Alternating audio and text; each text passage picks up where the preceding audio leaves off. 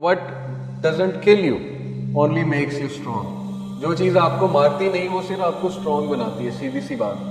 جب آپ ایک ٹراما سے, ایک شاکنگ ایونٹ سے بہت سکسیسفلی نکل جاتے ہیں, مشکل بڑا ہوتا ہے, ٹائم بہت مشکل ہوتا ہے, وہی سمجھ سکتا ہے جو اس سچویشن میں, جو ڈپریشن سے گزر رہا ہے. اس کو پتا ہے کہ ہر وقت اس پہ ڈارک کلاؤڈ چھائے ہوتے ہیں اور کتنا مشکل ہوتا ہے اپنے آپ کو پل آن کرنا. میں نے یہ بھی کہتے سنا ہے, صبح اٹھتے ہیں کہتے ہیں ہمارا دل ہی نہیں کرتا ایون واش روم جا کے منہ دھونے کا, بس ہمارا دل کرتا ہے ہم لیٹے رہیں.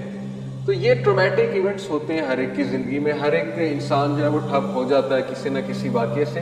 لیکن اگر آپ سکسیسفلی اس کا مقابلہ کر کے تھوڑا سا اسٹرینتھ پکڑ کے نکل آئیں تو آپ دیکھیں گے کہ خدا نہ خواستہ اگر نیکسٹ کوئی ٹرومیٹک ایونٹ آپ کی لائف میں آئے گا نا تو آپ مزید ویل پریپیئرڈ ہوں اس کو فیس کرنے میں, کیونکہ آپ کے پاس اب ایکسپیرینس ہے, آپ کے پاس ہسٹری ہے اپنی. آپ کہیں گے کہ یار میں پہلے بھی تو نکلا تھا اس سے, تو انشاءاللہ اللہ کی مدد سے میں اب بھی نکلوں گا. ٹرینڈ بھی یہی ہے کہ اللہ تعالیٰ مجھے نکال لیتا ہے آخر کار. تمہارا مددگار اللہ ہی ہے ایٹ دی اینڈ, اور وہی تمہاری ٹیک کیئر کرے گا. اور پھر سورہ ضحیٰ کا بھی یہی بیک گراؤنڈ ہے. دیکھیں اللہ کے نبی صلی اللہ علیہ وسلم ایک ٹائم پہ اتنا ڈپریس ہو گئے کہ ان پر وحی نہیں آئی.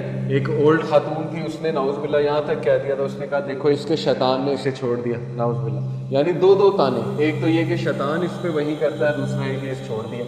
تو یہ اتنا بڑا تانا تھا. تو پھر اللہ تعالیٰ نے جواب دیا باقاعدہ کہ اے نبی آخرت تمہارے لیے اس سے بہتر ہے. لیکن یہاں بات ختم نہیں ہوئی. اللہ تعالیٰ نے پھر دلائل دی. اللہ تعالیٰ کو ضرورت نہیں ہے دلائل دینے کی کسی بھی انسان. اللہ تعالیٰ کے لیے کافی ہے ایک سینٹینس کہ اے نبی ہم آپ کی ٹیک کیئر کر رہے ہیں, ہم نے آپ کو فورس نہیں کیا ہے بھائی, ہم آپ سے ہیٹ کرتے ہیں. لیکن اس کے بعد دلائل دی. الم یجد کا یتیمن فآویٰ ووجدک ضالا فہدیٰ ووجدک عائلا فاغنیٰ. یہ تین دلائل کہ پروفٹ کیا ہو گیا, کیا آپ اپنی ہسٹری نہیں دیکھ رہے؟ کیا جب آپ یتیم تھے کس نے سنبھالا تھا؟ اللہ نے. آپ جب غریب تھے کس نے غنی کیا؟ اللہ نے. آپ کے پاس ہدایت نہیں تھی, ڈائریکشن نہیں تھی, آپ پہ ایک بوجھ تھا, کس نے ڈائریکشن دیا آپ کو؟ اللہ نے. تو آپ کیسے چھوڑ دیں؟